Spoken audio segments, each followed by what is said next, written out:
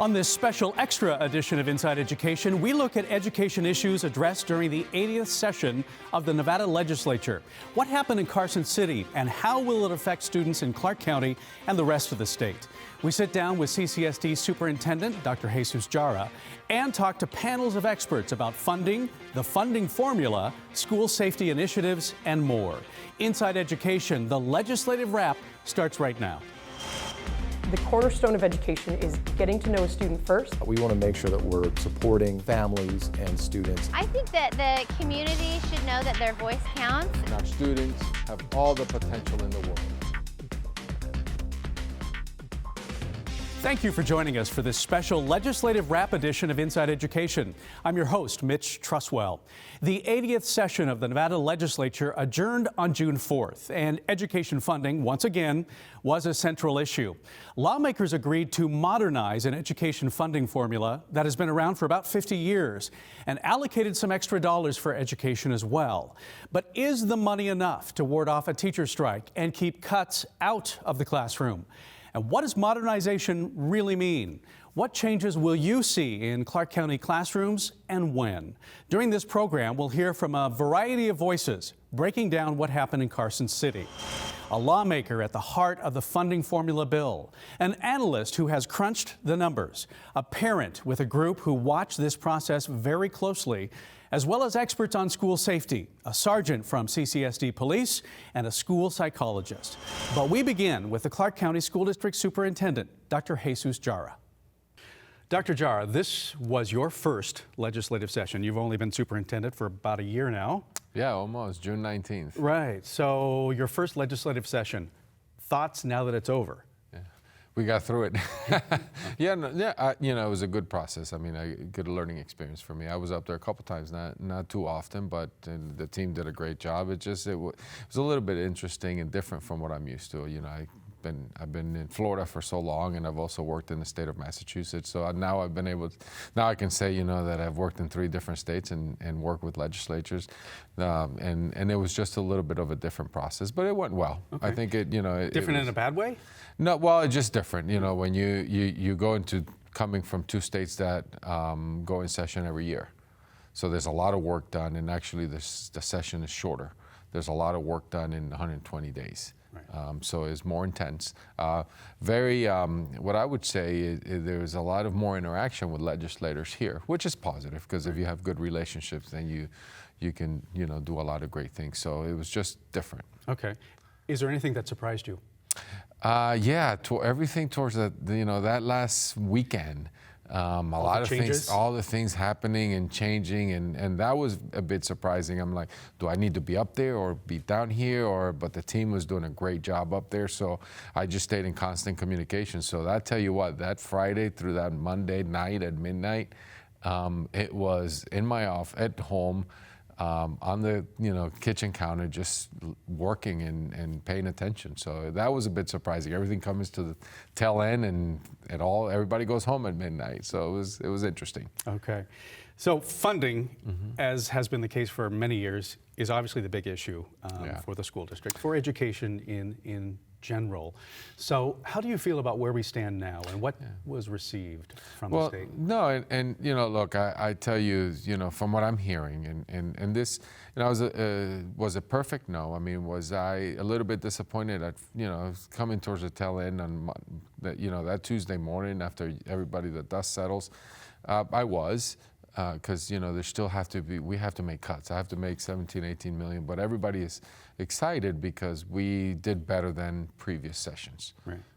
And I think when I listening and hearing, well, education is everybody's top priority. I said, well, then it should be. So let's fund it, and so. But once the dust settles and everything you start looking at our budget, did we do better? Yes. But the district still fell about $17 million short, leading to an announcement this week via video to cut 170 dean positions in middle and high schools. Dean positions at all middle and high schools will be eliminated indefinitely. It is our hope that we will be able to retain many of the 170 outstanding members of our family by repositioning them back into the classroom. Though any cut means substantial losses for our schools, Placing them back into teaching position is the only silver lining to this incredible loss. I want to be very clear. This decision was not made lightly, and I believe all the advocates for education and those elected leaders who are fighting for change would like to avoid this from occurring. Part of a dean's responsibilities are discipline and safety issues. Just a few days prior to the announcement about the deans, we sat down with CCSD Police Sergeant Brian Zink and school psychologist Dr. Katie Dockweiler to talk about extra money for safety issues provided by the state legislature.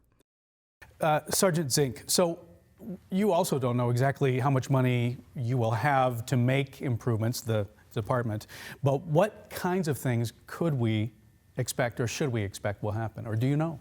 Well, if we do get additional funding, I know one of our big goals is to hire more officers.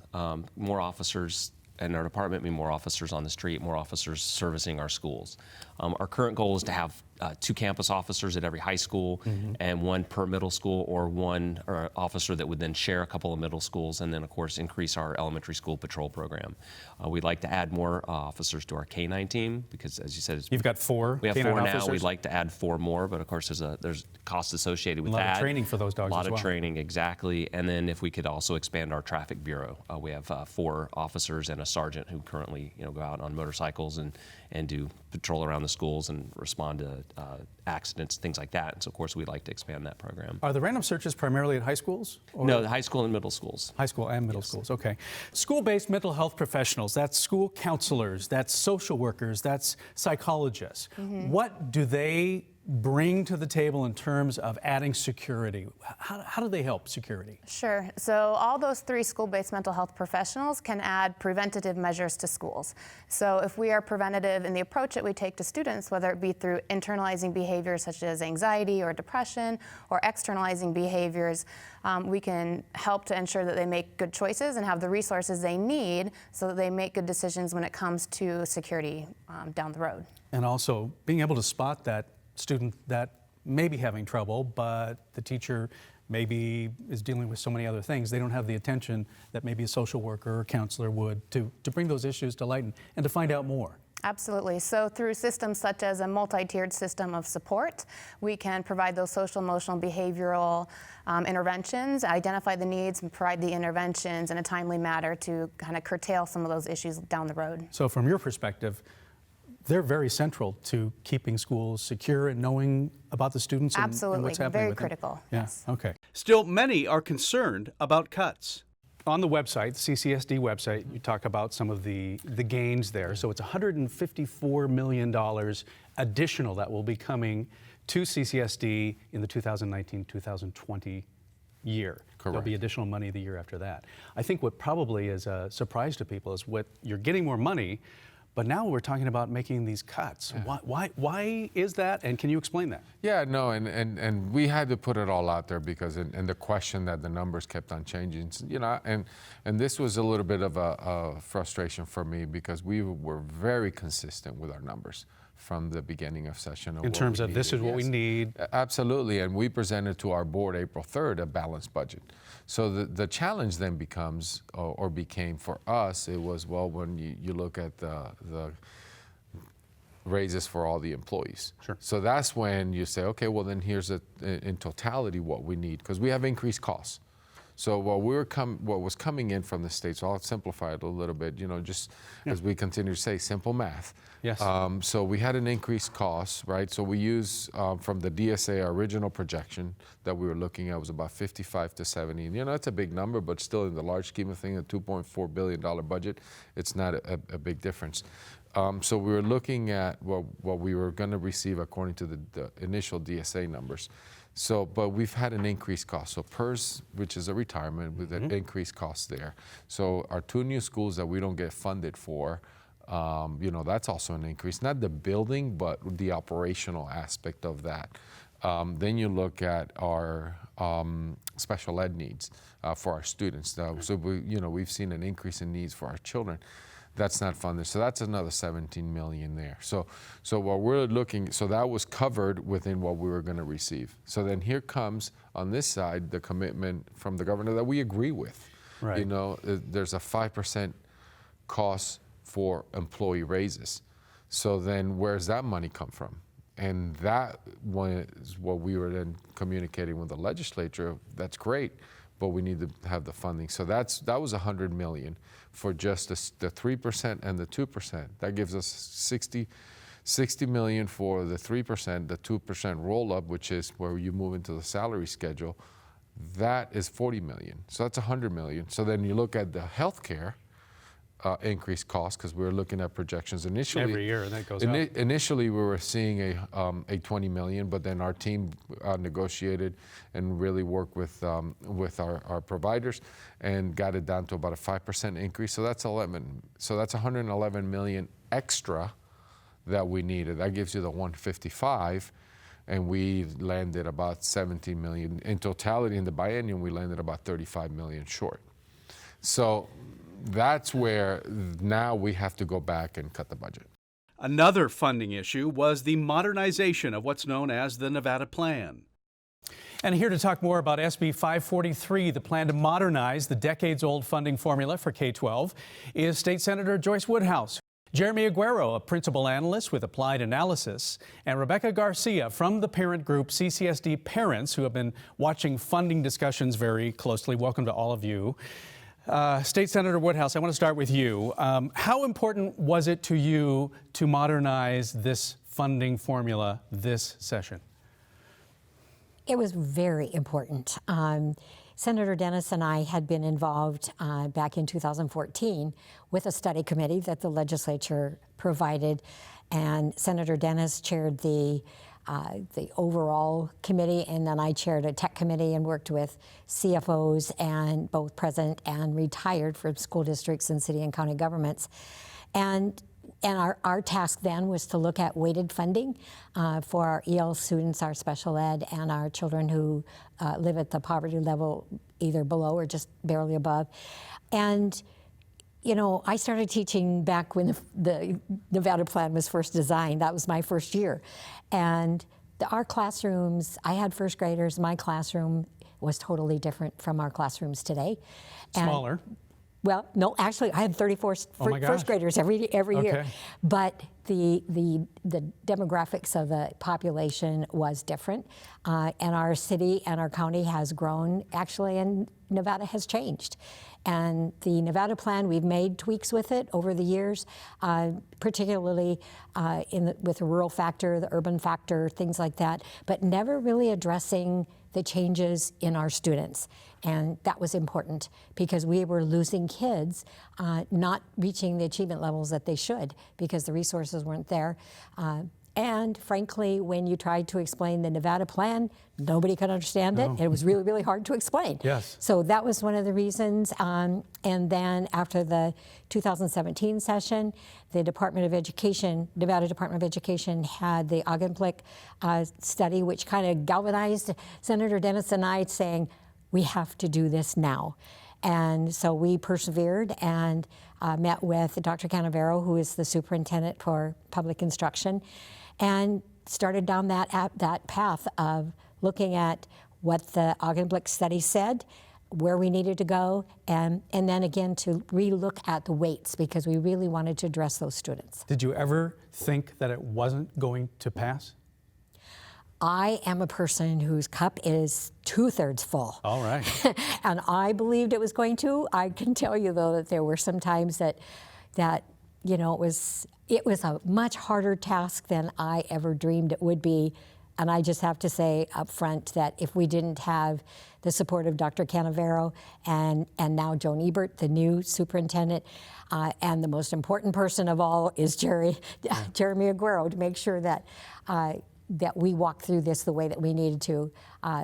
Senator Dennis and I just tried to help make the decisions as we went along based upon the information that was coming in from Jeremy's work. Okay, so Jeremy, so now we have a new funding formula. So parents sitting at home, what does this mean? What does this mean to them? Well, look, I think it means a number of things. I think first and foremost, it means that we're putting children first relative to how we fund education. I think that's a really important point. I think that's exactly what the senator was just talking about, all of the work that came before.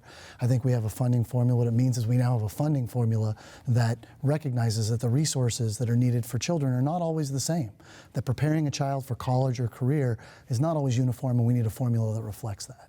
I think what it also means is we're now going to have discussions about a formula that are going to happen in public, right? Not behind closed doors, not formulas that happen in a back room somewhere, but that happen in public with the contributions of the Nevada Department of Education, the school districts themselves, so forth and so on. You know, the other part that I think that it means is that we all have to respect the fact that the legislature, the governor, are dealing with a finite amount of resources, right?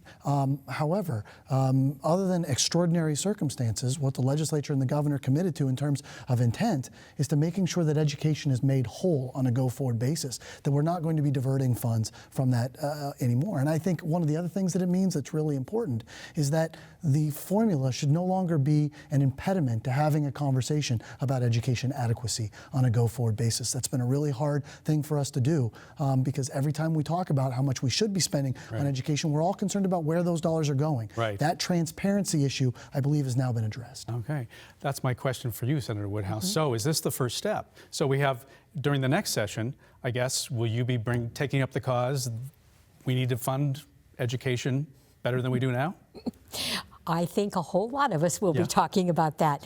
And as we said, you know, this new funding formula is the first step in the path down the road to make sure that we are funding our K-12 schools and our students in the way that we should. We do have to talk about how do we take that next step.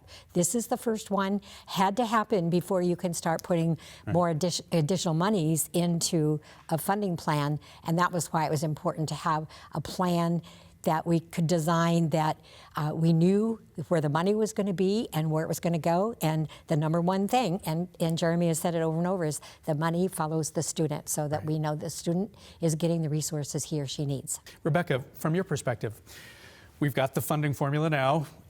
What would be your next step? What else do you want to see legislators, the state, the district do next? Well, I think as has already been said, this formula revision was an absolute first step. But the reality is that we need to allocate more money. We need more resources to adequately serve all of our students in Nevada. And the other thing that as a parent gets very challenging, and I understand it's a different view sitting at the legislature sometimes, but this new modernized formula won't go into effect for 2 years. So my now 7th grader will be a now 9th grader.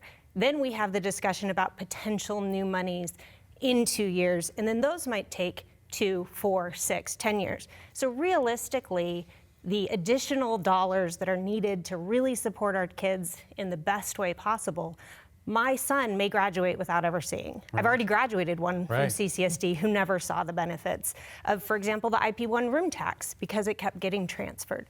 And so as a parent, that's really my frustration, is it becomes, it's easy when you're not looking a child in the face and thinking of how fast their education goes.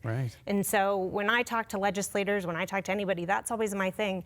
Waiting sounds reasonable, but we have to also recognize that the more we wait, the less children who will receive the services that they need. Senator Woodhouse, what would you want the public to know about what should come next? What should be leading the thinking on how we improve education in this state? Well, I totally agree with what has just been said regarding additional resources. We all know that we need to work on that. I think one of the things that concern me, we have the new funding formula, and it's designed so that we are addressing the needs of all of our students. But the other thing that I think we need to look at is going back to what I was talking about in the very beginning, is our children who are EL students, our special ed students, our GATE students, and our children who are at the poverty level. They need additional resources in order to be successful. Their teachers need more resources in those classrooms, and we need to find a way to do that.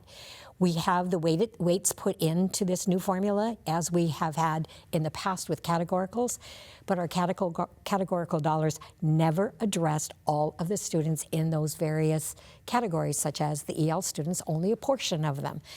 All of those students need all of the resources in order for them to be successful. Dr. Jesus Jara agrees the changes are an important first step. From a parent's perspective, so the change of the funding formula, as you talk about, it's going to really help us educate the students that need more funds to educate them. How does that trickle down into the classroom? Well, the money, Give me an idea. yeah, no, the money will follow the classrooms, right? So now the money is going to go into the schools. So these particular students, to help them achieve, we need these materials or this time or. Well, it'll follow. So it'll follow. So money, So if you have students with special needs, and you have ELL students, we have, we have 55,000 ELL students. So those schools will receive more funding. Okay. Special needs, the GAGE students, because they cost you more money. So right now, everybody receives the same amount. In the future, now you're going to have more kids. So if you have 10, 15 ELL students in your school or in your classroom, that school will get more money. And the school will decide how best to. Correct. The school and their school, their SOT will be able to make the decisions to where the money goes. Okay. In general, there's got to be something that you hope for that you didn't get, in addition to more money. Other than money. Money, in addition to more money. We know your opinion on that, but what else? No, our Handle with Care bill passed, which was great because, and this is the one that, there's a trauma at home, then we'll be able to get notified. So that was a great thing. The student, the people at the school will know and then treat this student with care. Correct, and then you can help them, right? Not to cuddle them, because I think one of the things is, but just to understand. Right. Our kids today are facing adult challenges. Yeah. And we need to help them so they can focus on the work. So that we're so pleased with that. And, all in all, I'm calling a victory lap, to be honest with you, because, I think do you get everything you want all the time? No, but I think it was a right step. And for my legislative session, I'm going to take the victory lap and finalize some of the things that we didn't ultimately get.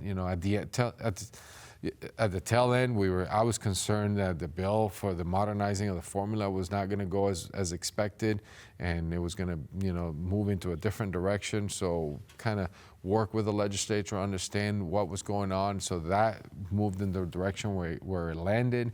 The money, it could have been worse. It could have been cutting $70 million. I think that would have been detrimental to the school system. So 17 million, yeah, it's a lot of money, but I think we'll be in a place that, we'll be able to keep it away from the classroom. I feel confident there. Mm-hmm. Looking at the read by grade 3, looking at the safety, there were some concerns, and everybody that's been through the legislative session said, "Sue, relax, it's going to be, it'll get there." Even AB 309, which is where the county has the ability to raise a quarter of a percent, that is also in partnership. So it's really calling for us to work with others. Which it'll eventually help us. Pre-K, where we're pushing forward for early childhood education, because that addresses your read by grade 3. The earlier you get them. So, all in all, I'm calling a victory lap on this legislative session. So thank the governor and thank the legislative leadership to get us to where we are. Although you have a lot to be proud of, the district does, education in general in the state, there must be some things that you want to tell legislators when it comes to education. What would that be? Yeah, and that's a great question. I'm going to tell you, this next legislative session, we need to address class size. We need to start locally for us as a school system. When you look at our class size, when you look at what's the average class size? Well, it all depends, right? I mean, I have in the 40s and 50. I have some classes in the 50s for our high schools, 51. I have in the 40s and the high 30s in the elementary schools and middle schools. So when you look at the state I came from, 18 in K3, 22 in middle school, 25 to 30 in high school. our kids are at a disadvantage. Right. So when we're going to invest, let's have a bold plan to really address that, to really address the class size issue. I have to start doing that, and I'm planning on it. Are we utilizing our facilities to the best use? Those are things that I'm going to start addressing locally. But we really have to have a bold strategy on how do we then get money in the hands of our kids. I think the funding formula is number one, which is now how do we fund that. Number two is, you know, the instructional material support, the teachers, really investing in people more than just pay raises. I think pay raises are important, but how do we invest to keep them?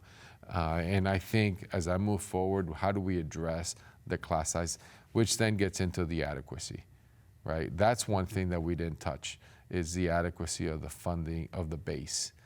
That, to me, is when you're competing, you know, and I came from, you know, in Florida, 7,300 from the state at the base compared to 5,700 that we were getting. So the disadvantage, then you look at Massachusetts at 23,000. You know, you look at our Council of Great City Schools report that we did, we're the lowest funded urban school system in America. So what is the base and the adequacy of that funding? That's something that we, you know, I'll look forward to the next legislative session to have that conversation with our leaders and building that relationship with them. I think that, you know, this was a first great session for us, for CCSD, but I'm looking forward to the next one. We're going to leave our discussion right there, but want to let you know that all of our guests on this show had a lot more to say, which is why our discussion continues online. Several web extras that you can find on the Vegas PBS website or YouTube page. We want to thank you for watching. We'll see you back here for season 20 of Inside Education in August.